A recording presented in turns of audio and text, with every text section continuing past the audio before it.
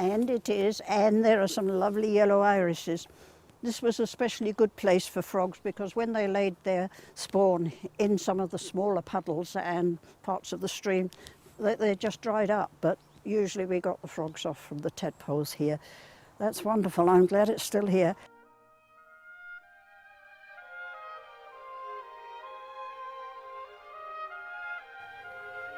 For me, these yellow flag iris seem to encapsulate the warmth of the summer sun beating down on a secret little patch of the reserve.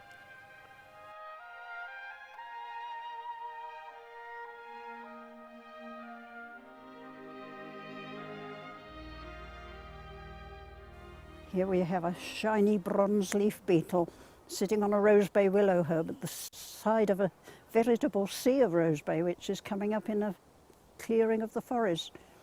It's called fireweed too because it comes up after fire.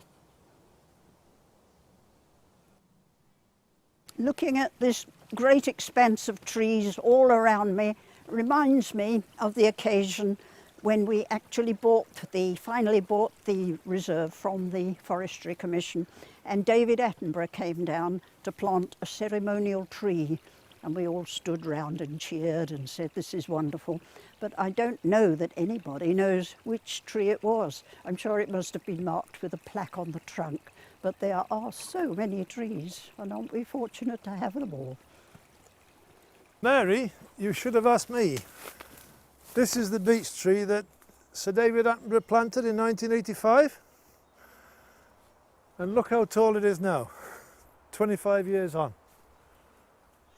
Although most things seem to be growing well, one of the reserve's assets is causing a concern for Cliff. Well, we're now in the summer of 2010, and I've never seen a stream like this.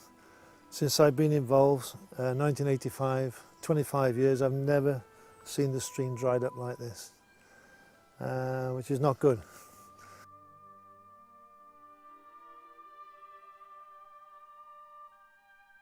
Cliff needn't worry, however.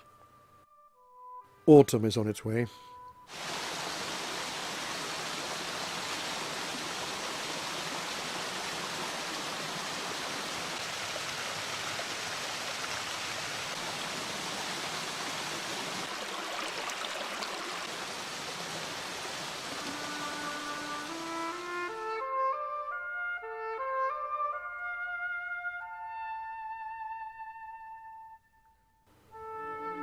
It may mean the death of leaves.